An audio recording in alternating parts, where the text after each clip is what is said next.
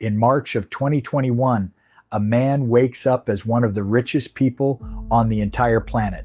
Not a millionaire, not 100 millionaire. He's worth around $30 billion.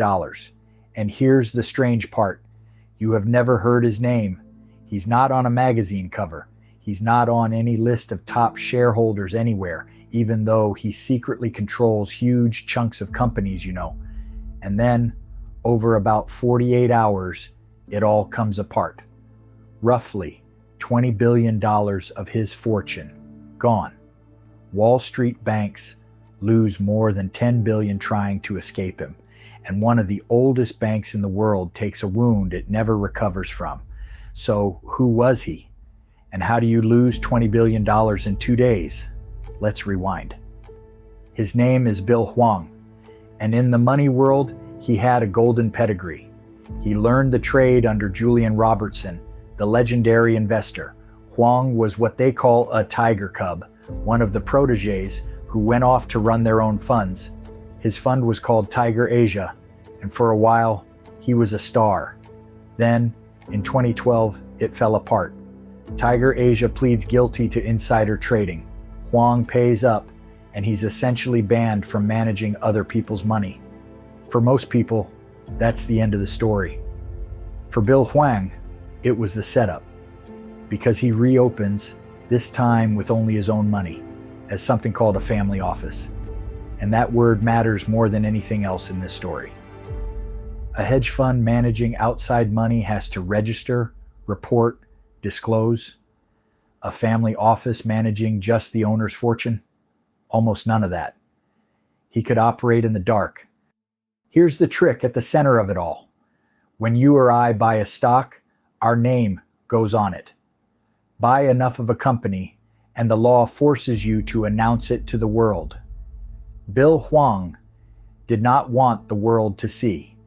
So instead of buying stocks, he used something called a total return swap. It works like this.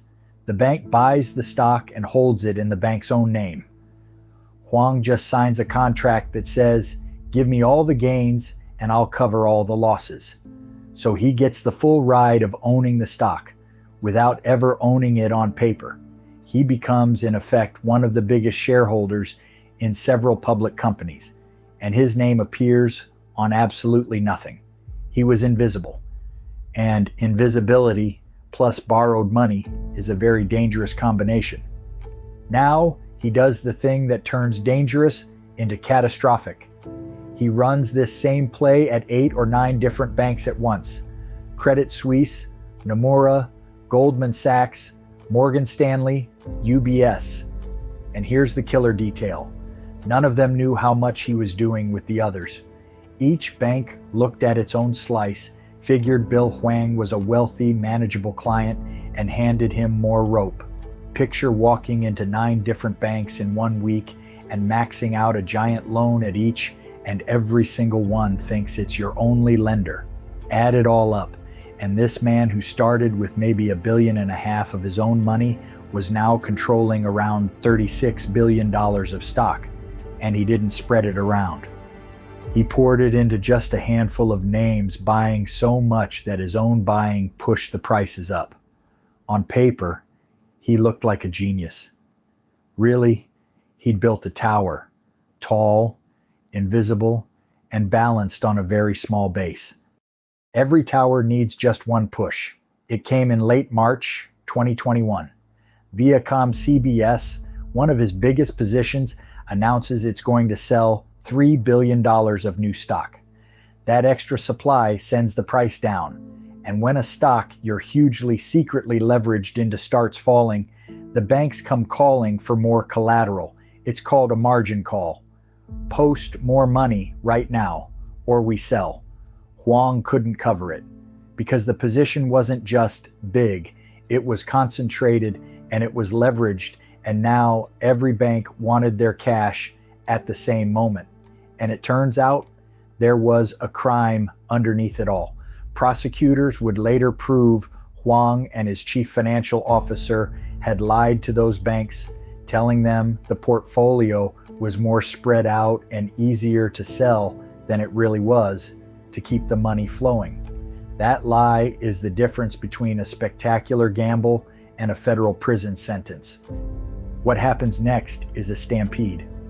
The banks realize almost at the same time that Bill Hwang is going down, and every one of them is holding billions in his stocks. The only way out is to sell. Fast. Goldman Sachs and Morgan Stanley move first. They dump huge blocks of stock in hours and mostly get out clean. The banks that hesitate, Credit Suisse and Nomura, get destroyed, because when everyone runs for the same door, only the ones in front make it through.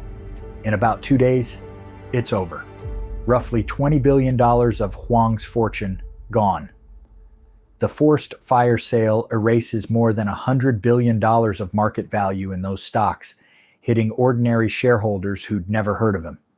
Nomura loses nearly $3 billion, and Credit Suisse, a 167-year-old bank, loses about $5.5 billion to this one client. It's a wound that bank never truly recovers from. 2 years later, it collapses and gets swallowed by a rival. As for Bill Hwang, this time, there's no quiet settlement.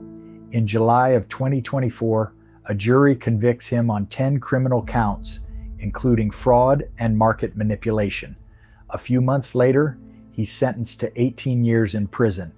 The man who was worth $30 billion, who almost no one could see, will spend most of the rest of his life behind bars. So here's what this story shows about how money works. 1. Leverage you can't see is still leverage.